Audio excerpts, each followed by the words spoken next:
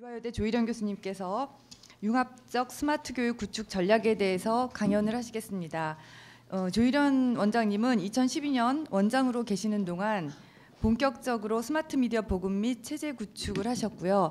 무들 시스템 전 교과목 확대 도입을 하신 분이십니다. 박수로 환영해 주시기 바랍니다. 제가 사실은 이게 또 중요한 행사라서 제가 인사말을 써오긴 했는데 아까 제가 인사말 읽을 때 굉장히 불편했습니다. 제 스타일이 그렇지는 않았습니다. 그런데 이렇게 됐고요. 자, 제가 오늘 드릴 이 시간은 두 가지 목적입니다. 하나는 우리 오늘 프로그램을 이제 각각 이제 보시고 즐기실 때 전체적으로 이게 어떻게 구성됐는지에 대한 큰 그림을 먼저 제가 소개를 해드리고 보시는 것이 도움이 될 것 같아서 그런 이렇게 그 선행 조직자적인 의미가 하나 있고요. 두 번째는 여기서 나온 몇 가지 개념들이 있습니다. 그래서 사실은 스마트 러닝이라는 말이 이미 나온 지 오래되었고요. 그러다 보니까 그 해석이 굉장히 각자적입니다. 그래서 오늘 우리가 얘기하는 이화에서 말하고 있는 스마트 러닝은 무엇인지에 대한 제가 설명을 좀 드려야 되겠고요. 또 하나는 여기 나왔듯이 여기 혁신이라는 말이 있지 않습니까? 그래서 스마트 러닝이 이화에서 어떤 맥락에서 혁신의 전술이냐 하는 것도 말씀을 좀 드려야 되겠고요. 세 번째는 적정성의 문제입니다. 자, 적정한 것이 무엇이냐? 최적이냐?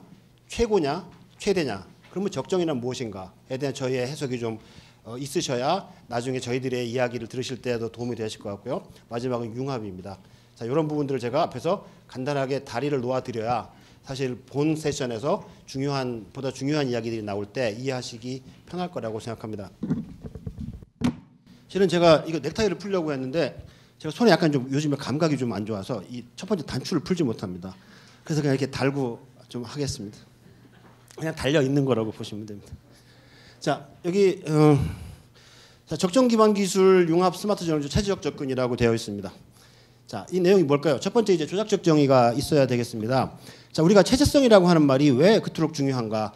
제가 사실은 제 이제 전공과도 관련이 되어 있겠습니다만은 우리가 그동안에 교수학습 센터들이 많이 활동을 해왔고 저희도 이제 그렇게 해왔습니다만은 사실은 굉장히 좀 기능적인 전문성들을 갖고 있었지만 우리의 존재가 대학 내에서 또 대학을 넘어서서 어떤 그 조직의 혁신에 또는 성과의 개선에 전략적으로 기여하는가에 대한 그 포지셔닝이 좀 잘 안 돼 있었다고 봅니다. 열심히 일했지만 총장님이나 교무처장님이 저 사람들이 있어야 우리가 정말 우리 대학의 미래가 커지겠구나라고 하는 것들을 인식시키는 것이 좀 노력이 부족했었는데 이제 그런 점들에 대한 저희의 나름의 각성이고요. 그래서 그걸 우리가 어떻게 개념해야 하는지를 보여드리고자 합니다. 두 번째는 이제 적정성의 개념입니다. 그다음에 융합성 그리고 스마트함에 대한 저희들의 조작적 정의를 한번 이렇게 말씀드리고자 합니다. 자, 제가 이제 작년에 오늘이 저한테는 굉장히 의미 있는 날입니다. 두 가지 면에서 의미 있는데요. 오늘 제가 교사학습개발원에 온 지 딱 1년 되는 날입니다. 제가 작년 2월 1일 날 왔고요. 두 번째는 저희 와이프하고 만난 지가 27년 되는 날입니다. 그래서 제가 오늘 아침에 일어나서 그거 계산해가지고 딱 얘기했습니다. 그래서 아주 이제 굉장한 그 크레딧을 받고 섰습니다. 자, 이제 체제성의 이야기입니다. 체제라 하면 뭐 우리 많이 얘기하죠. 시스템스 어프로치입니다. 컴퓨터도 시스템이죠. 시스템이라고 하는 말은 각각의 요소들이 각각의 펑션을 하면서 그 요소 기능 간의 상호작용을 통해서 그 외부에 뭔가 성과물을 만들어내고 외부계와 함께 상호작용하는 그런 어떤 좀 철학적 의미입니다. 그랬을 때 오늘 우리가 얘기하는 이 이화의 스마트 교육 또는 러닝이라고 하는 것은 하나의 보다 큰 라저 시스템 안에 하나의 시스템으로 이제 보여집니다. 그래서 그 두 가지가 있는데요. 하나는 수직적 체제성입니다. 따라서 이화는 우리 스마트 러닝은 보다 하위의 프로젝트로부터 이제 뭔가를 공급을 받지만 또 우리가 잘함으로써 보다 상위의 목표 달성에 기여를 하고자 합니다. 그래서 예컨대 이화는 뭐 다른 대학들도 마찬가지겠지만 어떤 비전 전략을 갖고 추진을 해 나가고 있습니다. 자, 그랬을 때 많은 이야기들이 논의가 되고 있는데요. 그 내용들 중에 이화는 혁신, 또 현안 이슈 이런 것도 있겠고 이 안에 몇 가지 전략들이 쭉 있는데 그 중에 스마트 러닝이 이 안에 핵심적인 조치를 갖고 있습니다. 따라서 이들 간의 관계는 굉장히 상하적입니다. 아래 체제가 좀 하위 체제이자 수단이고 상위 체제가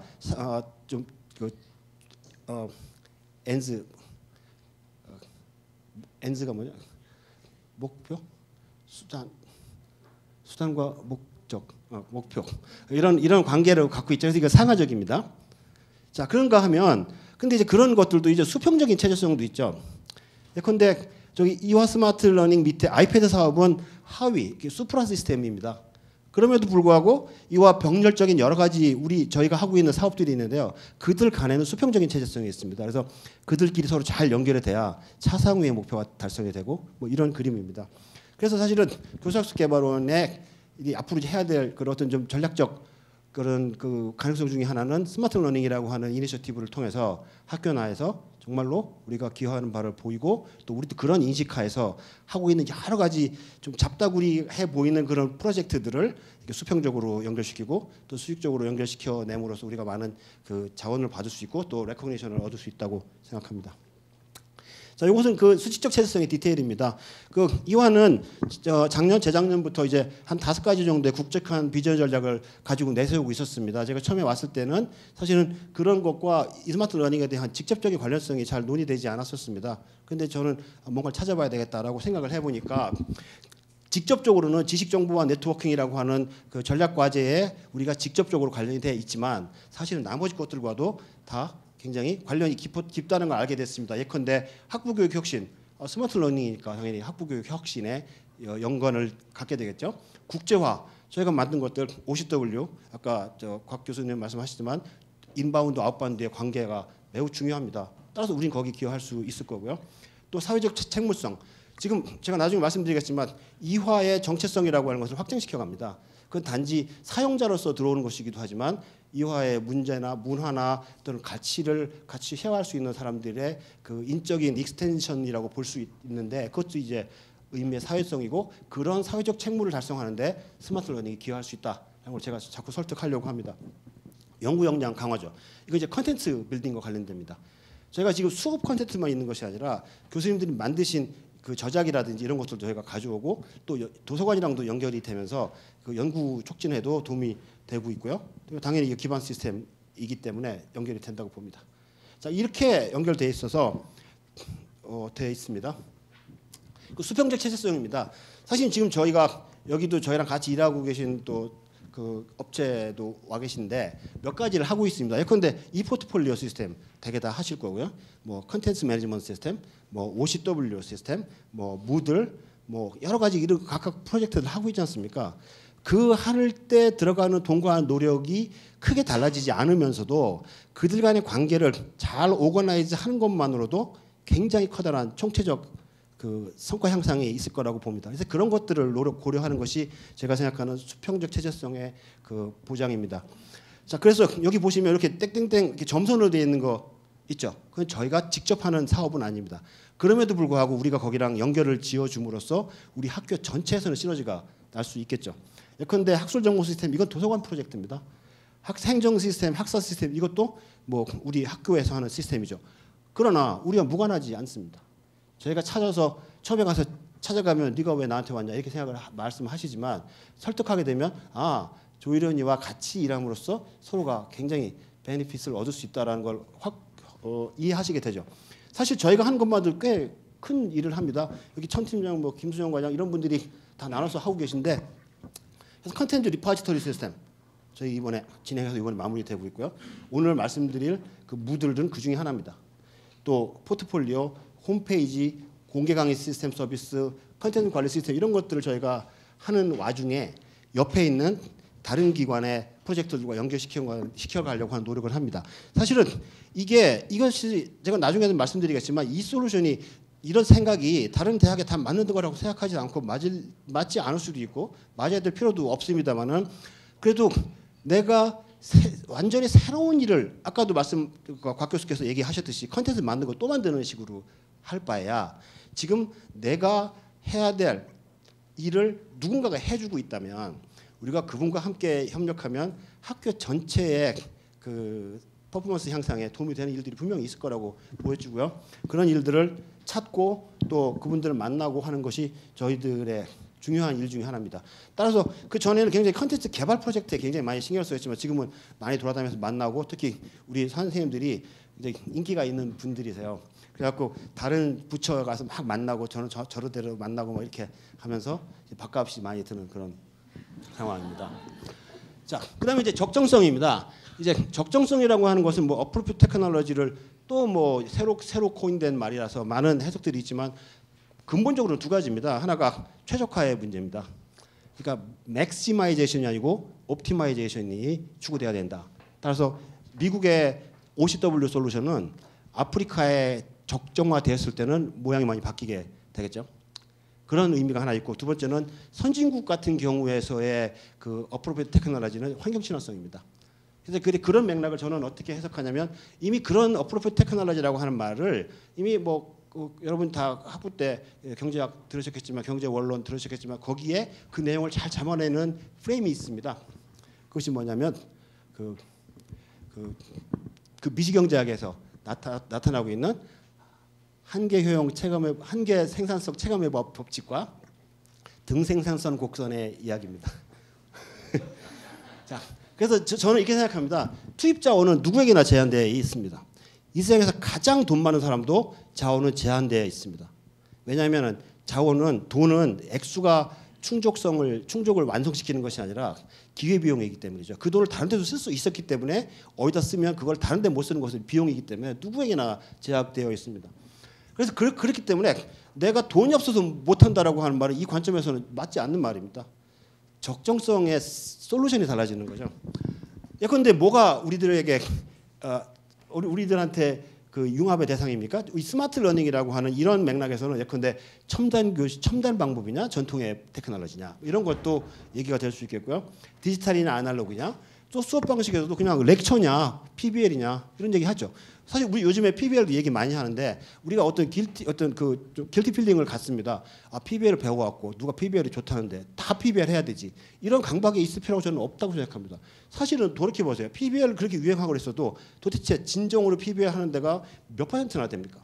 그것을 끌어올리지 못한 게 우리의 죄인가요? 좀 그렇다고 생각하지 않습니다. 그 적정성의 조합에 노력이 부족한 것도 있겠지만, 최적화 모델에서 PBL이 그 머저리티 솔루션이 될 수 없다고 봅니다. 저는. 자, 그런 것들을 고려할 필요가 있고요. 그래서 이거를 함수로 표현하면 이렇습니다. yi는 fxj 언더 리소스 컨스트레인트입니다. 여기서 y는 목표 변수죠. 예컨대 그것이 과목으로 치면, 클래스로 치면 학습자의 성적의 향상이 될 수도 있겠고요. 대학으로 치면 취업률일 수도 있겠고, 또는 우리가 다 고민하고 있는 대학 평가, 그런 것들도 y 베리어블입니다. 근데 그거를 달성하기 위해서 우리가 그것의 자원으로 활용할 수 있는 그 독립 변수들은 xj들입니다. 그래서 우리가 갖고 있는 미디어 환경, 우리가 갖고 있는 그 인적 자원의 양과 질, 뭐 강의실의 설비, 이런 것들입니다. 자, 이런 인풋을 넣어서 y를 추구하는데 또 하나 우리한테 제약 조건이 있습니다. 굉장히 중요한 현실적인 조건인데요. 그 제약 조건들 중에는 예를 들면 예산이 있겠죠, 물론. 그렇지만 그만큼이나 더 중요한 게 문화와 전통, 교수님들 커뮤니티의 인식, 이런 것들입니다. 그것들이 우리를 바인딩합니다. 그것이 잘못됐다고 말하는 것은 과학적 사고가 아니라 컨스트레인트로서 이해하고 컨스트레인트 맞는 솔루션을 찾으면 되는 일이죠. 사실 이화의 전통 중에 예를 들면 예컨대 손님이 오시면 돈은 많이 안 쓰는 것 같아요, 우리가. 근데 좀 뭔가 아기자기하고 막 맛있는 거 조그만 거 해서 이렇게 예쁜 핑크색 쇼핑백에다 넣어드리려고 하는 것은 우리의 문화입니다. 자, 이제 그런 것들을 그거를 예를 들어서 그거를 빵 500원짜리 살 때 차 700원짜리 사고 그냥 검은 비닐에다 주지라고 말하는 거는 어떤 대학의 컬처럴 컨스트레인트에서는 맞는 모델이지만 우리는 그렇지 않거든요. 꼭 그렇게 할 필요 없지 않습니까? 그런 거죠. 그래서 학교별로 목표 함수가 차이가 있다는 걸 인정하는 것이 가장 중요합니다. 그래서 이대가 더 잘하니까 쫓아와라, 절대로 그렇지 않습니다. 우리는 그래도 과학적으로 사용하는 사람들 아닌가요? 그래서 그것의 의미는 학교별 목표 함수의 차이는 결국 투입 자원 최적화 솔루션의 차이입니다. 이거를 제가 학부 1학년 때 배웠던 걸 하면 이겁니다. 자, Y라고 하는 우리 만약에 학교 성취도, 학업 성취도를 높이려고 합니다. 그것이 우리의 Y 베리어블입니다. 근데 투입을 그냥 아날로그만 계속 집어넣어서 아날로그만 부족해. 애들이 성적이 덜 올라가면 교수님이 한마디 더 해줘. 덜 올라가면 또 해. 인풋이 늘어나게 되면, X가 늘어나게 되면 성적은 향상되겠지만 그 증가하는 정도는 decreasing rate로 increasing 하죠. 그러니까 올라가긴 하는데 레이트가 떨어지는 거예요. 그 얘기는 뭐냐면 자원이 무제한일 때는 그것도 할 수 있습니다. 근데 제가 아까 뭐라고 말씀드렸죠? 우리는 컨스트레인트 속에서 일하잖아요. 그래서 컨스트레인트를 고려하면 그것은 절대로 해서는 안 되는 일이죠. 그리고 아날로그만 있을 때는 어쩔 수 없었어요. 그렇지만 우리는 또 다른 얼터너티브가 있지 않습니까? 디지털이라고 하는. 그래서 두 가지를 같이 사용해서 최적화시킬 가능성이 있는 거고 우리는 그걸 찾아야 되는데 그러면은 X가 두 개가 됐을 때 어떤 거죠? 이게 아이소콘트 거입니다. 등생상선 등생상곡은 여기 지금 빨갛게 돼 있죠. Y 성과. 이거는 성과가 동일하다는 겁니다. 그래서 80점이라고 하는 점수를 받을 수 있어요. 만약에 Y 베리어블이 100점 만점의 성적이라고 한다면 근데 그거를 달성하기 위해서 하나의 X1과 X2 그러니까 아날로그와 디지털 미디어를 조합하는 것은 무수히 많을 수 있죠. 이론적으로. 그죠? 그러니까 디지털을 100만 원씩 쓰고 100을 쓰고 아날로그를 50을 쓸 때도 동일한 목표를 달성할 수 있고 반대로 40에 40을 쓸 수도 있죠. 근데 그것들을 다 조합을 해서 그 모든 가능한 것들 0.0001 수준으로 쫙 해서 그 세트를 그 가능한 대체 가능한 X 베리어블들 정리를 하면 어떻게 됩니까? 매끄러운 곡선이 되죠. 자 그러면 이제 이게 이 조합이 많다는 것은 우리를 복잡하게 합니다. 선택 가능한 조합이 너무 많으니까 그럼 하나의 점이 최적화가 돼야 되잖아요. 근데 그 많은 것들 중에 뭘 고르냐? 그거는 비용에 의해서 결정된다는 거죠. 따라서 예컨대 미국하고 인도에서 똑같은 소프트웨어를 만듭니다. 그죠? 그러니까 똑같은 소프트웨어이기 때문에 동일한 Y죠. 그런데 근데 그거를 만들기 위해서 인풋이 두 개인데 하나가 인력과 돈이라고 자본이라고 쳤을 때 미국은 동일한 소프트웨어를 만들어내는 데 대해서 보다 최적화하기 위해서 보다 상대적으로 싼 자본을 더 많이 투입하고 그죠? 인도는 상대적으로 더 싼 자원인 인력을 더 많이 투입해서 동일한 결과를 만들어내되 서로에게 최적화된 최소 비용을 보장하지 않습니까? 뭐 그런 개념이 우리에게도 필요하다고 생각합니다. 자, 그다음에 이제 융합성입니다. 이제 융합성은 좀 이렇게 인간의 퍼셉션과 관련된 부분이라고 저희는 생각합니다. 예컨대 우리가 전통적으로 아날로그의 미디어적 특성이 뭔가를 한번 살펴보면요, 이건 굉장히 이제 무겁고 유일성을 갖고 있습니다. 그러니까 아우라가 있죠. 한 곳에 동시에 존재할 수 없기 때문에 이렇게 진본성을 유지합니다. 그 다음에는 이미디어스입니다. 그러니까 매개하지 않는 무매개성의 특성을 갖고 있어요. 내가 실물을 만나면 직접 만나지 중간에 미디에이션이 없는 직접적 체험을 합니다. 그것도 굉장히 가치로운 그 경험이죠. 그 다음에는 사람으로 치면은 사람과의 관계는 굉장히 스트롱 타입니다. 직접 만나서 우리 만나는 그 학교에서의 만남은 그 네트워크의 타일을 그 연결 강도를 높입니다. 이거 좋은 거죠. 그러면 이 좋은 거를 계속 이것만 갖고 더 좋게 하면 최적화가 되나요? 우리가 시간이 자원이 무제한일 때는 가능하지만 그렇지 않다고 되면 또 조합이 필요하게 되죠. 자, 그랬을 때 조합의 또 다른 조건은 디지털 조건이죠. 이거는 얘에 비해서 굉장히 라이트하고 쉽게 재생산을 할 수 있고 매개된 체험이고 이 네트워크에서의 타이는 위크합니다. 하지만 위크 타이가 늘 나쁜 것이 아니죠. 나름대로 좋은 점들이 있어서 이 두 가지를 합칠 필요가 있고 그런 그림 하에서 저희가 융합학습을 제안하는 겁니다. 따라서 만약에 X 베리어블이 미디어의 조합만이라고 한다면 아까 제가 전에 슬라이드에서 보여드렸던 최적화를 만들기 위해서 우리는 아날로그와 디지털을 최적 조합하는 거. 근데 그거는 이 학교마다 다 같지 않을 거란 거. 그게 제가 생각하는 융합의 적정성의 개념입니다. 스마트함도 마찬가지입니다. 물론 스마트함이라고 스마트 러닝 나온 게 사실 스마트폰하고 무관하지 않죠. 사실 그것이 가장 강력하고 심플합니다. 그렇죠? 그건 이제 디바이스적 관점이겠고요. 두 번째는 학습자 관점입니다. 케이스에서 이런 거 연구 많이 하시죠. SMART가 뭐냐? 그래서 어떤 우리가 달성해야 될 학습 목표, 학습의 지향을 표현하고 있습니다. 근데 한 가지가 더 있을 것 같고요. 아까 빅데이터 얘기도 하셨고 제가 최근에 연구하고 있고 우리 구현하려고 하는 그 어널리틱스의 문제입니다. 스마트하다라는 것은 인텔리전트하다는 거죠. 그래서 LMS가 우리의 환경이 학습자를 이해하고 그들을 그 어떤 데이터로 예측하고 솔루션을 찾아주고 뭐 이러는 것까지 가야 되겠다라고 생각해서 제가 생각하는 이화의 스마트는 이 세 가지 조건을 다 갖춘 것이고자 합니다. 자, 이런 개념적 틀 하에서 우리가 몇 번 진행을 해왔습니다. 실은 97년에 LMS가 최초로 도입됐고 저희 학교 안에서는요 얼마 되지 않은 것 같습니다만 그다음에 무드 시범 운영을 했습니다.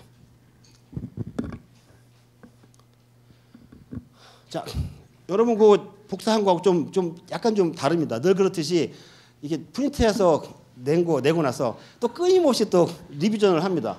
여기 오기 전에도 바꾸고 뭐 보면 왜 이렇게 마음에 안 드는 게 많은지 여기 아마 가만히 두시면 내일 또 바뀔 겁니다.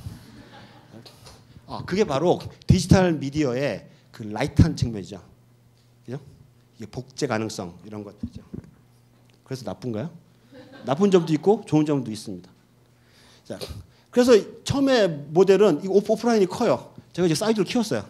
그때는 뭐 97%, 막 90%다 오프라인 중심으로 일어나는 거 약간 LMS가 도와주는 보조적 수단이었죠. 그래서 수업 자료 공유하고 하는 거 이런 것들이 사실은 목표였습니다. 그렇지만 어쨌든 그 모델이 지속적으로 상승하고 있습니다. 그래서 지금은 이화의 거의 대부분이 이제 이걸 쓰십니다.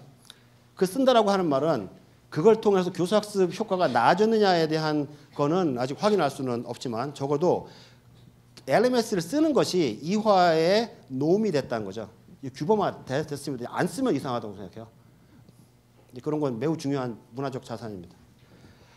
그래서 이거를 할 때 또 저희는 이렇게 돌다리도 두드려보고 안 건너고 이런 거. 근데 그래서 우리는 돌다리를 두드렸는데 이번에는 건넜습니다. 완전히 다 건넌 건 아니고 이제 첫 번째 돌을 넘어갔어요. 우리 두드리는 과정이 있었습니다. 그래서 그걸 어떻게 했냐면 일단은 계획서 내라. 선생님도 뭐 괴롭히면 계획서 내세요. 그럼 내고 뭐 왜 안 내냐 뭐 여러분들 아시죠? 모르세요? 선생님들한테 교수님들한테 뭐 계획서 내라고 하면 탁탁 다 내나요? 뭐 저희는 그렇습니다. 자, 이렇게 해서 뭐 내고 운영하고 과정 고르고 뭐 설명하고 또 받고 또 보고서 내고 보고하고 뭐 이런 일들을 쭉 거쳤죠. 자, 그래서 몇 가지를 얻었는데 첫 번째는 그 당시만 해도 무들 버전이 좀 낮았어요. 이걸 무들 버전을 좀 올리자 이런 생각을 하게 됐고 두 번째는 우리가 그때 별도로 생각했던 이 포트폴리오라고 하는 거하고 연결시키자. 사실 이것이 무들의 굉장히 중요한 가치라고 생각합니다. 처음부터 계획을 안 했어도 무들을 쓰면 이렇게 만들다 보면 옆집에서 뭐가 만들어졌을 때 나중에 턱 붙이기가 쉬워요. 그래서 그렇게 하자 이런 생각했고 그다음에 우리가 그동안에 사실 100몇십 명 갖고 테스트를 아무리 잘해도 2만 명 되면 얘기가 달라지거든요. 그래서 그 테스트 그런 거 필요하겠다 생각했고 그다음에 구성원들의 반발 이건 사실은 문화적이기도 하고 굉장히 정치적이기도 하고 뭐 이런 이슈들에 의해서 그동안에 잘 쓰시던 거를 이쪽으로 옮겨가는 데는 당연히 저항이 있습니다. 그죠? 왜냐하면 그분들한테 굉장히 리스키한 일이니까 그걸 이해하고 또 핸들을 해야 됩니다. 참 아까 곽 교수님이 용어 많이 쓰면 버릇없다고 그런다는데 저도 주의하겠습니다. 그다음에 이제 실행기입니다. 사실은 실행기가 2012년인데 제가 이제 들어왔을 때를 끄는 것 같은데 사실은 저는 극적인 변화의 주도자가 아니라 이미 시작됐던 이미 일어났던 일들을 연결받은 사람입니다. 근데 그때가 이제 이미 제가 할 때 아이패드나 뭐 무들 이런 기획에 다 이미 돼 있었고요. 저는 그걸 이제 진행시킨 사람입니다. 자, 네 가지입니다. 무들의 도입, 아이패드 보급. 아마 이것 때문에 여기 계신 분들이 많이 오시지 않았을까 싶은데 그다음에 교실 환경, 그다음에 학습 공동체 이 네 가지를 중심으로 말씀드리겠습니다. 여기 아까 비교했을 때보다 온라인이 좀 커졌죠. 뭐 이런 겁니다. 좀 커졌고 두 번째는 뭐가 있냐면 이걸 처음에 이거 무들을 가자라고 했을 때 여러 가지가 이유가 있었는데 첫 번째는 이제 국제화 문제였습니다. 이게 다 대학들 국제화 중요하죠. 그래서 이제 그러면 국제적으로 와서 붙을 수 있는 좋은 게 뭐냐 뭐 이런 걸 찾는 게 하나 있었고요. 두 번째는 컨텐츠를 그동안에 소비시키는 그 기제로서 LMS를 썼잖아요. 근데 저희는 그걸 생산의 기제로도 쓸 수 있겠다. 양방향적인 거. 그래서 생산할 수 있대. 뭐가 좋겠느냐. 그다음에 뭐 협업 이거 중요하고 미디어와 디바이스. 사실 그래서 결국 그 무들과 그 스마트 디바이스의 연결이 사실 자연스러웠던 것 같습니다. 그래서 이건 뭐 지금 말씀드린 것처럼 뭐 여러 가지가 있었죠. 뭐 비용 문제도 있죠. 아마 이 비용 문제 얘기하면 다들 그런 말씀 하실 거예요. 싸다고 했는데 보니까 별로 싸진 않네 이런 거. 그거는 이 세상의 원리입니다. 그리고 사실은 저희가 좀 더 스마트해지면 장기적으로는 가격이 내려갈 거라고 생각합니다. 비용이. 그렇고 그렇습니다. 그리고 이번에 써보니까 이 소셜 미디어와 정말 잘 붙습니다. 그래서 저희들한테 굉장히 큰 성취이자 앞으로 사실은 페이스북 없어질 수도 있지만 우리 시스템으로 가게 되면 그것을 대체하는 뭐가 나와도 이제 붙을 수 있겠다 그런 생각합니다. 그래서 뭐 준비하고 운영하고 확대하고 이런 과정을 거쳤습니다. 그리고 제가 또 이거 하면서 사용성 테스트도 몇 번 했어요. 학생을 데려다가 실제로 쓰게 하고 막 동영상 찍고 이게 버블 프로토콜 막 해갖고 쓰는 과정에서 머릿속으로 뭘 생각하냐 이런 걸 해서 나름대로 좀 손 봤습니다.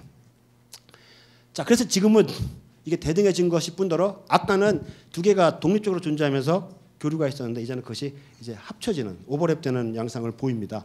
그래서 모바일 기능 바꿨고 오늘 테마 중에 하나인 융합학습이 중요했고 생산 이런 것들이 중요하게 됐습니다.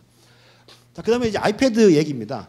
아이패드를 이미 저보다 선도적인 대학에서 훨씬 더 많은 투자, 뭐 전 교수님과 학생까지도 다 보낸 데도 있고 사실 그것 때문에 굉장히 많은 기여를 했고 저희도 스트레스 많이 받았습니다. 저희 뭐 예산 많지 않고 뭐 그런 생각을 했는데 그래서 저희는 교수님들 함께만 드렸습니다. 그래서 이건 학교 전체 한 것과는 좀 다른 어프로치였는데요. 그런 것도 저희 내부에 그 로컬 밸리디티가 있습니다. 그럴 만한 이유가 좀 있었거든요. 그래서 저는 어떻게 생각하냐면 아이패드는 그냥 디지털 그냥 아이패드는 뭐냐면 우리는 아이패드를 뭐로 보냐면 다리라고 봅니다. 다리. 네모나게 생겼지만 다리예요. 다리. 뭐를 이어주는 다리냐면 아날로그 교실과 디지털을 연결시켜주는 다리입니다. 다리인데 원웨이가 아니라 투웨이예요. 아날로그에서 디지털로 갈 수 있고 디지털에서 아날로그도 올 수 있습니다. 저희가 이제 오늘 드릴 많은 사례 중에 하나가 일반적인 사례가 아이패드나 또는 뭐 다른 어떤 어떤 디바이스들이 가져오는 매체로 아마 많이 그 설명이 될 겁니다. 콘텐츠 엘리멘트를 갖고 와서 보여주기 뭐 이런 거. 그렇지만 또 다른 한쪽 차선이 놀고 있어요. 근데 그걸 이제 키울 수 있습니다. 뭐냐면 아날로그를 디지털로 바로 보낼 수 있는 거죠. 우리 OCW 많이 구문하시는데 50W를 실제로 촬영팀에 가서 준비하고 막 해서 행사처럼 해갖고 어떻게 그걸 가능합니까? 다시 말씀드리지만 리소스에 제한이 없으면 하시면 돼요. 리소스 제한이 있지 않습니까? 거기다 쓸 카메라 하나, 사진 하나 찍을 때 들어갈 1,000만 원은 학생들이 수업을 재밌게 하기 위해서 책상을 바꾸는 돈입니다. 1,000만 원 예산을 받냐 못 받냐의 문제가 아니라 그 기회비용의 경제학의 기초적인 비용 개념이죠. 자, 그렇다고 한다면 어떤 것도 낭비할 수 없고 그럼 우리는 최적화를 또 추구해야 되는데 그래서 저희는 뭐 이렇게 아이패드를 양방향의 브릿지라고 봅니다. 저한테는 진짜로 다리로 보여요. 진짜로 그럴까요? 그리고 또 하나는 이거 생태계 에이전트입니다. 이것은 굉장히 중요해요. 그래서 저는 다른 선도 대학들이 이렇게 막 많은 사람한테 보급한 거 정말 잘하셨다고 생각해요. 왜냐하면 미디어는 메시지잖아요. 그리고 미디어는 보이지 않게 우리의 언어와 사유를 바꿉니다. 부드러운 칼이라 페북까지 들어올 때까지 느끼지를 못하는 거죠. 우리는 변화하게 되죠. 자, 그래서 그런 에이전트로서 굉장히 중요합니다. 또 그걸 나눠드리고 나서 뭔가 전공별 뭐 이런 케이스들이 이제 들어오기 시작합니다. 굉장히 다양한 한번 생각해보세요. 교수학습 개발원이 인원을 지금부터 10배, 20배 늘린다고 한들 아까 말한 그런 다양한 케이스들을 우리가 만들어서 공급해주면 일단 공급 라인에 병목이 걸리고 두 번째는 공급해 드려도 안 받으세요. 근데 반대로 교수님들이 했던 케이스를 우리가 찾아서 그걸 공유하는 건 훨씬 쉽습니다.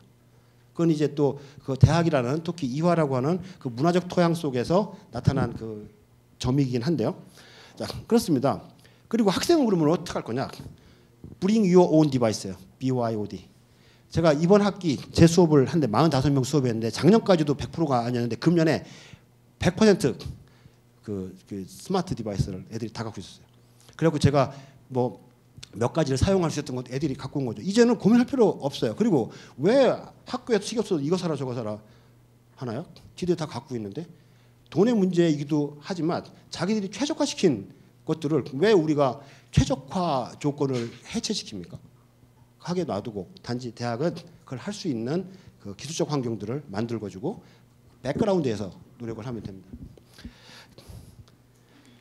자, 그래서 이제 근데 이걸 만들면서 저희가 다음에 뭘 갖고 계실 텐데 그래서 아이패드를 보급하면서 저희가 만든 작품이 있습니다. 여기 김수정 선생님의 정말 훌륭한 작품인데 저는 이거 아마 여러분이 잘 해주시면 돈을 받고 하는 건 아니지만 아마 베스트셀러 되지 않을까. 이번에도 1.5 버전 나왔습니다. 자, 그래서 이렇게 됐는데 이 네 가지로 구성되어 있습니다. 우리 사례집은요. 첫 번째가 교과 일반입니다. 어느 교과에도 다 쓸 수 있는 앱으로 분류했고 두 번째는 교과 특수적인 거. 그래서 과학에서 쓸 수 있는 거.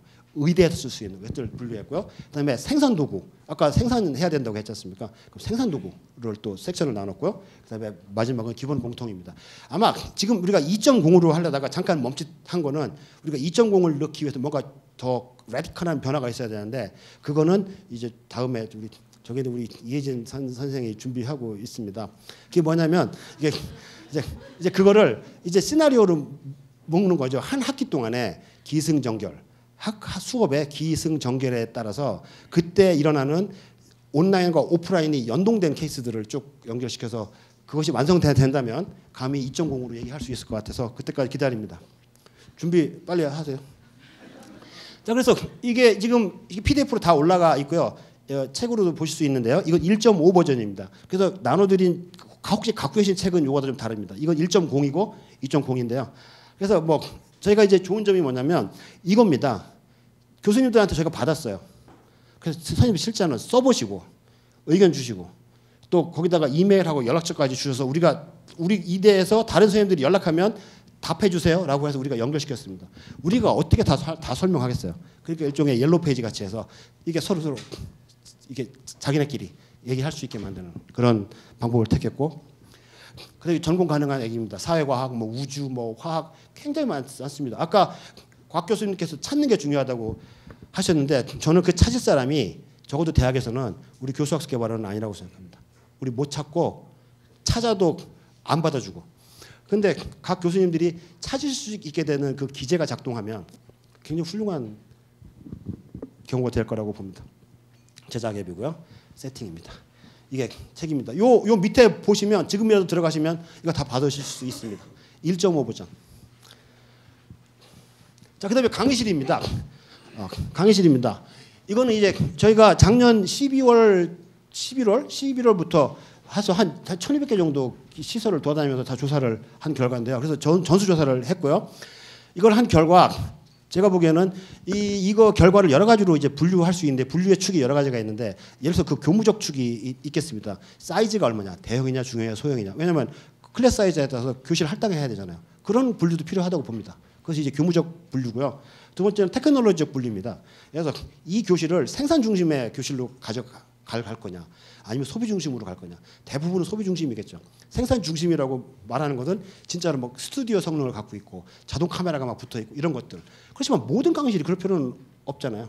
그래서 그걸 조사해서 넣고 저희들이 관심 갖는 것은 이 특정한 교실을 교수학습적 관점, 특히 상호작용적 관점에서 봐서 분류를 했습니다. 그래서 저희는 강의형, 그룹활동형, 실습 코칭형 이렇게 나눠갖고 이것을 이 동그란 건 교수고 세모는 학생입니다. 그래서 이 두 집단 간의 그 상호작용의 토폴로지를 그려보면 여기 위에서 이렇게 가는 거고 가운데는 자기네끼리 주로 하는데 그 선생님이 약간 인비저블하게 뭐 약간 좀 그다음에 실습 코칭형은 1대1.